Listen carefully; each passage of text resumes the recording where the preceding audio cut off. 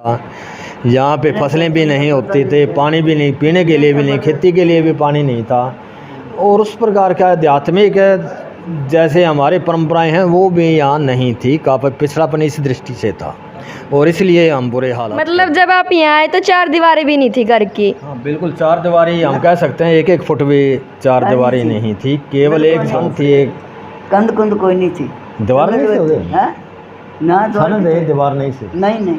हाँ एक झोंपड़ी थी और कोई घर का गुजारा कैसे चला?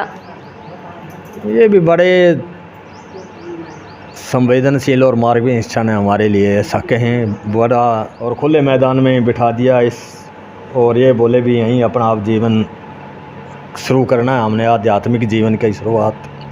और उस समय वो बड़े मार्मिक क्षण हैं, अब उनका बहुत एक्सप्लेनेशन नहीं कर सकते हैं हम कि अपने घर की चारपाई भी नहीं थी हमारे पास, कुछ रहने के लिए गड़े थे वो भी, और चारपाई भी किसी और की। सांसारिक जीवन से देखें तो पहले मैंने बता दिया कि हम उन बातों का वर्णन नहीं कर सकते हैं जो हमारे माता पे उस समय गुजरी हैं, और उनका कोई दोहराना नहीं चाहते हैं।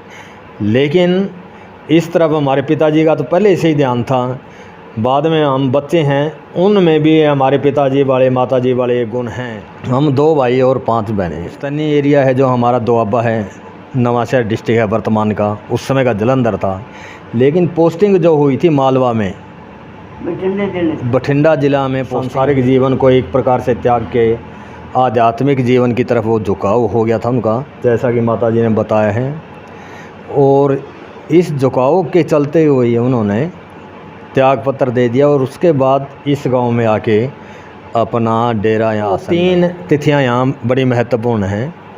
एक तो गुरु नानक का बर्थडे जो अक्टूबर नवंबर में आता है, तो उस शाम को संगत होती है। और दूसरी संगत है महात्मा बुद्ध का जयंती या बर्थडे जो मई में आती है, पूर्णिमा, बुद्ध पूर्णिमा, उस दिन होती है। और तीसरी संगत है जो वो हमारे पिताजी जब स्वर्ग सिधारे, उनकी स्मृति में 20 सितंबर की शाम को गौसल गांव में थे जैसे, तो वहाँ एज ए प्राइमरी स्कूल में टीचर थे, हेड टीचर थे वहाँ पे। और वहाँ के लोग हैं जो वहीं एक संत थे जिनको लोकल एरिया में रब जी कहते हैं, कोटकपूरा से संबंधित है। संत खुशीराम जी के सुपुत्र वीर जी कृष्ण कुमार जी हमारे साथ करेंगे कुछ पल साझा। कृष्ण जी सत साहिब जी, सत साहिब। संत खुशीराम जी के बारे में बताओ। संत खुशीराम जी हमारे पिताजी हैं, ये हमारी माताजी बैठे हैं। ओरिजिनली गांव नवांशहर ज़िला से थे पंजाब में, वर्तमान में नवांशहर, और इसका दूसरा नाम शहीद भगत सिंह नगर है वर्तमान में। और उस समय ये ज़िला जलंधर की एक तहसील थी जब हमारे पिताजी का वहाँ जन्म हुआ। तो इनका पुस्तैनी गांव हमारा मीरपुर जट्टा जो नवांशहर से 15 किलोमीटर पड़ता है, वो है। उनके पारिवारिक जीवन के बारे में बताओ। पारिवारिक जीवन में गांव मैंने बता दिया कि मीरपुर जट्टा है, और उनका जन्म वहीं हुआ अपने गांव में ही। मेरे दादाजी का नाम श्री बंताराम जी हैं, और माता रली देवी हैं, उनके घर यहाँ जन्म हुआ। आज से हम बात करें 23 से और 1935-40 के बीच में। आप कितने भाई बहन हो? हम 2 भाई और 5 बहनें हैं। तो आप यहाँ किरावट रहने क्यों आए? पहले भी तो वहाँ रह रहे थे ना। यूँ था हमारे पिताजी हैं, जैसे अभी मैंने बताया कि नवांशहर में उनकी शिक्षा दीक्षा, जन्म भी वहीं हुआ, शिक्षा दीक्षा भी वहीं हुई। और उन्होंने बीए की पढ़ाई में भी दाखिला ले लिया था लुधियाना। उसके बाद वो आज़ादी के कुछ सालों के बाद जेवीटी टीचर के रूप में पंजाब सरकार में अध्यापक नियुक्त हो गए थे। और कोई 13-14 वर्ष सर्विस करने के बाद उन्होंने रिजाइन दे दिया था। इस सांसारिक जीवन को एक प्रकार से त्याग के आध्यात्मिक जीवन की तरफ वो झुकाव हो गया था उनका, जैसा कि माता जी ने बताया है। और इस झुकाव के चलते हुए ही उन्होंने त्याग पत्र दे दिया और उसके बाद इस गांव में आके अपना डेरा या आसन लगा दिया। उन्होंने आध्यात्मिक जीवन को क्यों अपनाया? उनकी मैंने जैसे बताया कि पुस्तैनी एरिया है जो हमारा दोआबा है, नवांशहर डिस्ट्रिक्ट है वर्तमान का, उस समय का जलंधर था, लेकिन पोस्टिंग जो हुई थी मालवा में, बठिंडा ज़िला में पोस्टिंग हुई थी। तो जहाँ पोस्टिंग थी गोसल गांव है वो बठिंडा ज़िला में, तो वहाँ के लोग, हाँ जी दर्ज करिए नौकरी, हाँ जी संगत मंडी बठिंडे जिले की, हाँ जी हाँ जी वहाँ करी थी। 1 साल गोसने उससे संगत मंडी, हाँ वो बठिंडा ज़िला में ही 1-2 गांव में रहे। 1 साल पढ़ा। तो जहाँ वो गोसल गांव में थे जैसे, तो वहाँ एज ए प्राइमरी स्कूल में टीचर थे, हेड टीचर थे वहाँ पे। और वहाँ के लोग हैं जो, वहीं एक संत थे जिनको लोकल एरिया में रब जी कहते हैं, कोटकपूरा से संबंधित थे वे हों। और गुग्याना ही ना बे, गुग्याने उनका डेरा था और कोटकपूरे के वो निवासी थे। तो उनको इस एरिया में मालवा क्षेत्र में कोटकपूरा और गुग्याना के आसपास, तो रब जी परमात्मा भगवान कहते थे लोग उनको मानने वाले। तो उनके संगत वाले, उनके प्रेमी उस गांव में भी थे जहां अपने पिताजी सर्विस करते थे गोसल में। तो उन लोगों के आपस में होने से ये कनेक्शन हो गया और पिताजी भी वहीं जाने लग गए, तो बाबा हरि सिंह के पास, जिनको हरि सिंह जी को रब जी कहते थे। तो इस प्रकार उनका आध्यात्मिक की तरफ झुकाव बढ़ता गया, क्योंकि पिताजी का बचपन से ही आध्यात्मिक स्वभाव के पहले से ही थे। और उन गुरुजी के पास जाने से वो और ज़्यादा उनकी प्रवृत्ति होगी, हाँ झुकाव हो गया और अपने सर्विस की तरफ ध्यान कम होके आध्यात्मिक की तरफ उनका ज़्यादा ध्यान लग गया। तब अपने गुरुजी के आदेश से उन्होंने ये सर्विस है जो रिजाइन कर दिया, त्याग पत्र दे दिया। और मेरी मदर को तो बस जैसे कल स्कूल में नहीं जाना है, तभी बताया शाम को भी कल हम स्कूल में नहीं जाएंगे और अब मैंने ये जीवन छोड़कर एक भगवान या आध्यात्मिक जीवन को अपना लिया है और कल चलेंगे, कहाँ चलेंगे वो कल की कल देखेंगे, ये उन्होंने बताया। तो ऐसा बताने के बाद वो कुछ दिनों के बाद फिर इस गांव में आके उन्होंने डेरा लगा लिया। संगत कब से और कैसे जुड़ने लगी? जब इस गांव में आए तब तो आप यूँ कहें कि एक खुले मैदान में हम बैठे थे आगे। हम मतलब हम बहन भाई हम हैं उस समय 2 बहनें और 3 बहनें और 2 भाई, 2 बहनें और 2 भाई थे हम। जब हम तो यहाँ आए, पिताजी थे, माताजी थे और खुले मैदान में बिठा दिया इस, और ये बोले भी यहीं अपना आप जीवन शुरू करना है, हमने आध्यात्मिक जीवन की शुरुआत। और उस समय वो बड़े मार्मिक क्षण हैं, अब उनका बहुत एक्सप्लेनेशन नहीं कर सकते हैं हम कि अपने घर की चारपाई भी नहीं थी हमारे पास, कुछ रहने के लिए गड़े थे वो भी, और चारपाई भी किसी और की थी। तो इस प्रकार हमारी शुरुआत हुई। धीरे धीरे इनके स्वभाव की, इनके बारे में बातें फैलती गई कि एक महात्मा आए हैं, इस प्रकार वो रिजाइन किया हुआ है और बहुत दूर पंजाब से यहाँ पर आए हुए हैं। तो ये सोच लोगों में फैलती गई बातें और धीरे धीरे लोग जुड़ने शुरू हो गए। मतलब जब आप यहाँ आए तो 4 दीवारें भी नहीं थी घर की? हाँ बिल्कुल, 4 दीवारी हम कह सकते हैं, 1-1 फुट भी 4 दीवारी नहीं थी, केवल एक झोंपड़ी छन था है इसी माता, गली छन्ने थी और कुछ एक छन थी, एक कंध कुंद कोई नहीं थी, दीवार नहीं थी उधर? हाँ? ना छन दे दीवार नहीं थी, नहीं हाँ एक झोंपड़ी थी और कोई बाउंड्री नहीं थी। जोड़े जोड़ते थे। तो उस समय घर का गुजारा कैसे चला?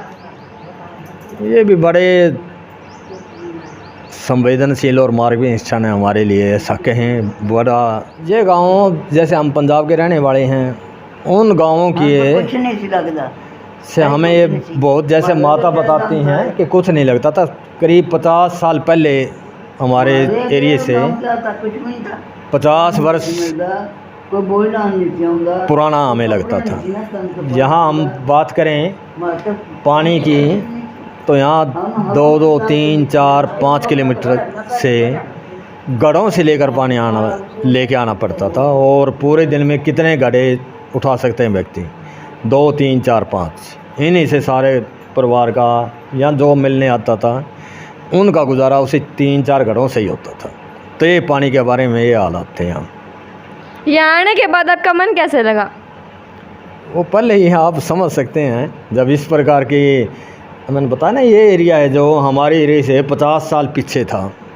और हमें इस बात की बड़ी, उस दृष्टि से बड़ी तकलीफ़ थी कि बहुत पिछड़े एरिया में कैसे आगे, कैसे परमात्मा ने लिख दिया।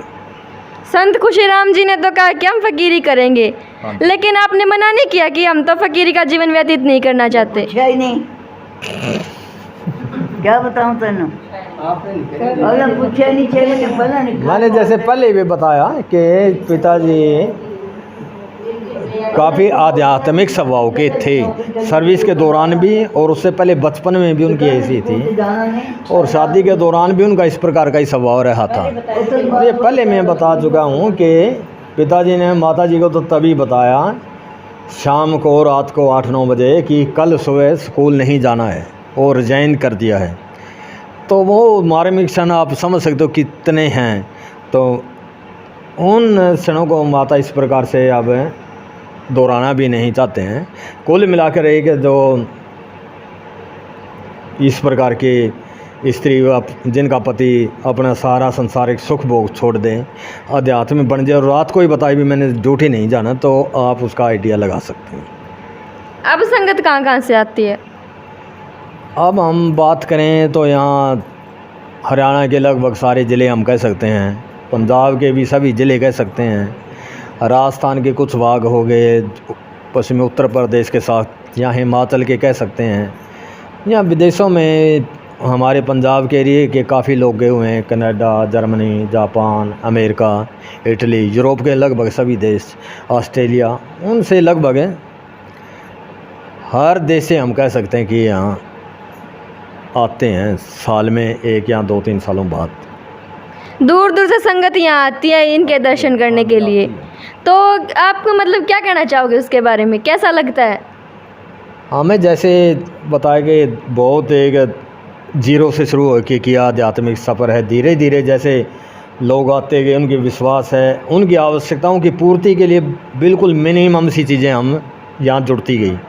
हल्का सा मकान रहने के लिए बन गया, उसमें दैनिक प्रयोग की चीज़ें भी बहुत पीछे, अपने स्टैंडर्ड के हिसाब से बहुत पीछे थी जो।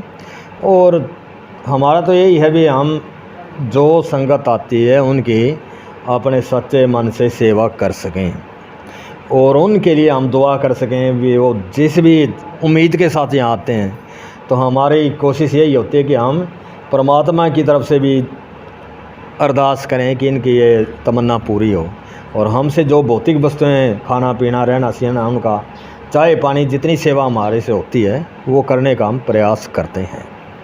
किरावड़ धाम में फर्ज से लेकर आज तक का सफ़र कैसा रहा? संसारिक जीवन से देखें तो पहले मैंने बता दिया कि हम उन बातों का वर्णन नहीं कर सकते हैं जो हमारे माता पे उस समय गुजरी हैं, और उनका कोई दोहराना नहीं चाहते हैं। लेकिन इस तरफ हमारे पिताजी का तो पहले से ही ध्यान था, बाद में हम बच्चे हैं, उनमें भी हमारे पिताजी वाले, माताजी वाले ये गुण हैं कि हम कुछ ना कुछ अपने से जितना हो सके वो करें, और अच्छा ही लग रहा है हमें। यहाँ सत्संग कब कब होता है? यहाँ सत्संग 3 बार, वर्तमान में 3 बार मुख्य सत्संग होते हैं। वैसे तो यहाँ कभी भी जब भी 10, 20, 5, 7, 50 लोग आ गए, उनने शब्द वाणी कर ली तो वो संगत ही है। 2 आदमी भी यहाँ बैठते हैं, विचार चर्चा करते हैं, उसको भी हम सत्संग ही मानते हैं। फिर भी अगर आप ये पूछते ही हो कि कौन कौन सी तारीखों को होता है, तो 3 तिथियाँ यहाँ बड़ी महत्वपूर्ण हैं। एक तो गुरु नानक का बर्थडे जो अक्टूबर नवंबर में आता है, तो उस शाम को संगत होती है। और दूसरी संगत है महात्मा बुद्ध का जयंती या बर्थडे जो मई में आती है पूर्णिमा, बुद्ध पूर्णिमा, उस दिन होती है। और तीसरी संगत है जो वो हमारे पिताजी जब स्वर्ग सिधारे उनकी स्मृति में 20 सितंबर की शाम को होती है। तो ये 3 संगतें यहाँ होती हैं जिनमें दूर दूर से श्रद्धालु आते हैं। संगत इन्हीं 3 दिन क्यों की जाती है? इन 3 दिनों में लगाएं कि जैसे मैंने पहले बताया कि गुरु नानक बर्थडे है। गुरु नानक ने अंधविश्वासों से दूर, मानवता की सेवा, आपसे भाईचारा और सच्चे मन से परमात्मा की भक्ति करना, इनका संदेश दिया था। और वो एक किस्म से विश्व प्रसिद्ध ही हैं। और उनकी स्मृति में उनके नाम से जुड़ा होने के कारण संगत होती है। तो ना जैसे हमारा ओरिजिनली पिछोकड़ है, हमारा पृष्ठभूमि पंजाब से जुड़ी हुई है और पंजाब में हम सिख धर्म को मानते हैं। और सिख धर्म में गुरु नानक की ख्याति उस हिसाब से बहुत ज़्यादा है और भक्तों और गुरुओं की अपेक्षा। तो इसलिए उनका जन्मदिन प्रेरित हुए हैं, उस परंपरा को निभाते हुए ये सत्संग होता रहे यहाँ। गुरु नानक देव जी के लिए तो ये हो गया, गुरु नानक देव बर्थडे के लिए। आगे पूछिए। सिख धर्म के तो 10 गुरु हुए थे, तो सिर्फ गुरु नानक देव जी को ही क्यों चुना आपने? वो ठीक है कि 10 गुरु हुए हैं, वैसे तो सभी गुरु बराबर ही हैं सिख धर्म में। लेकिन हम वो देखेंगे कि व्यक्ति कोई किसी को ज़्यादा मान लेता है, कोई किसी का मन में किसी का प्रभाव ज़्यादा होता है। और पूरे विश्व की बात करें तो गुरु नानक के तो लाइट ऑफ है, इंडिया माने जाते हैं, यहाँ आजकल वैश्विक हो गए हैं। तो पूरे विश्व में उनका ज़्यादा है और हर परिवारों में भी उनका काफ़ी सम्मान से लिया जाता है। वैसे सभी गुरु बराबर ही हैं, तो इसलिए हम भी उनके श्रद्धालु हैं। बुद्ध पूर्णिमा के दिन संगत क्यों की जाती है यहाँ किरावट धाम में? ऐसे बताया ना भी, ये 3 संगतें हैं। अब महात्मा बुद्ध का भी हम लें तो महात्मा बुद्ध का आपने नाम सुना होगा, स्टूडेंट्स एंकर हैं आप, कि महात्मा बुद्ध को भी लाइट ऑफ एशिया कहा जाता है। और उन्होंने भी मानवता की, प्रेम की, भलाई की, करुणा के उपदेश दिए हैं। तो ये बहुत बड़े महात्मा हुए, मानवतावादी महात्मा हुए हैं। तो उनकी स्मृति में यहाँ ये संगत उनकी स्मृति में मनाई जाती है। इसी प्रकार के जैसे उनके मानवतावादी और प्रेम की शिक्षाएं थी, वैसी शिक्षाएं हमारे पिताजी ने या उन गुरु परंपरा वालों ने दी हैं। इसलिए इस दिन को भी संगत की एक यहाँ रिवाज है, परंपरा है। जैसा कि आपने बताया कि 3 बार संगत की जाती है, 2 तो बता दी, तीसरी बार क्यों की जाती है ये और बताओ। तीसरी 20 सितंबर को मैंने बताया कि 20 सितंबर को की जाती है। ये हमारे पिताजी स्वर्गवास हुए जब सितंबर 1996 में, तो आज से कितना 27 साल हो जाएंगे अब सितंबर में। तो उनकी स्मृति में उनके मरने स्वर्गवास किए, उनके याददाश्त को बनाए रखने के लिए तो ये संगत प्रतिवर्ष आयोजित की जाती है 20 सितंबर को। जब आप यहाँ किरावट आए तो यहाँ के हालात मतलब बहुत बुरे थे, अच्छे नहीं थे, तो इस डेरे का निर्माण कैसे हुआ? हाँ, हालात बुरे यूँ नहीं कह सकते कि लोग बुरे हैं, ऐसा नहीं होता है। लोग तो सभी जगह अच्छे ही होते हैं, कोई बाई चांस कोई हो जाता है, कहीं भी हो सकता है, लेकिन ऐसा कुछ नहीं था। लोग तो सारे अच्छे होते हैं। हालात बुरे इस मायने में है कि यहाँ की आर्थिक स्थिति है जो वो गरीबी थी, यहाँ सड़कें नहीं थी, सड़कों का कोई हमारे एरिया के हिसाब से हम तुलना करते हैं कुछ नहीं था। किरावट आने से पहले आप वहाँ रहते थे तो वहाँ के हालात कैसे थे? पंजाब से पहले नहीं, किरावट आने से पहले हाँ। हम बात करें हमारे पारिवारिक गांव की, जैसे पिताजी हमारा पुस्तैनी गांव है मीरपुर जट्टा, तो वो यहाँ से 50 साल, उस समय भी 50 साल आगे एडवांस था। आज की बात करें, आज भी 50 साल आगे एडवांस है। उस समय करें तो वहाँ पानी का बढ़िया प्रबंध था, बस कुआँ एकदम नज़दीक थे। घर और गलियों की भी यहाँ की अपेक्षा काफ़ी ठीक थी। लोगों की आर्थिक स्थिति भी ठीक थी और इस हिसाब से वो काफ़ी अच्छे थे। जहाँ सर्विस की हैं हमारे पिताजी ने, वो गांव भी पंजाब में पढ़ते थे और उनकी भी तरक्की यहाँ की अपेक्षा वो भी काफ़ी बढ़िया थे। आपकी शिक्षा कब और कहाँ हुई? मेरी तकरीबन सारी शिक्षा यहीं हुई है। गांव से मैंने 8वीं की, उस समय 8वीं का स्कूल था हमारे। उसके बाद मैट्रिक मैंने की तोशाम से, फिर एमए मैंने की बेस्ट कॉलेज भिवानी से, और उसके बाद मैं बिजली बोर्ड में लग गया, क्योंकि मैंने एक 3 इयर्स इलेक्ट्रिकल इंजीनियरिंग का 3 वर्षीय डिप्लोमा किया हुआ था। उसके आधार पर मैं बिजली बोर्ड में लग गया था। बाद में मैंने स्कूल एजुकेशन डिपार्टमेंट में स्कूल में लेक्चरर लगा, तो मैं स्कूल में लेक्चरर 2005 में लग गया था। अभी मैं 31 मार्च 2023 को रिटायर हुआ हूँ एज ए लेक्चरर। संत खुशीराम जी ने अपनी संगत को कई चमत्कार भी दिखाए, तो वो कौन कौन से पल थे?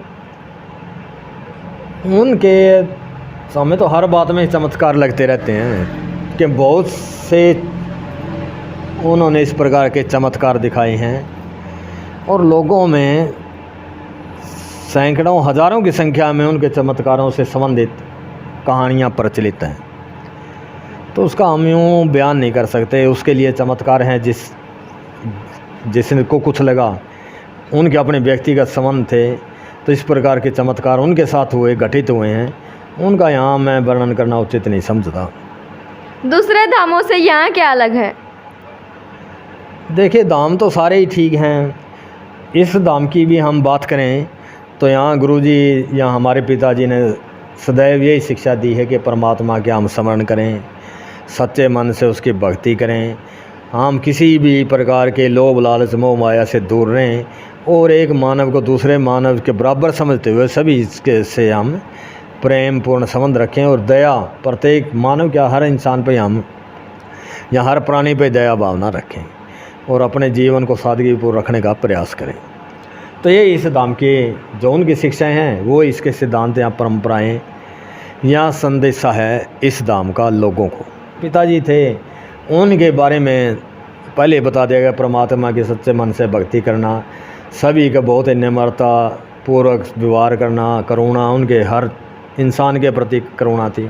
हर व्यक्ति को ये लगता है ये मेरा है, ये मेरा सबसे बढ़िया फ्रेंड है, मेरा मार्गदर्शक है, ऐसा लगता था। तो उसी भावना से जुड़े हुए लोग आते हैं।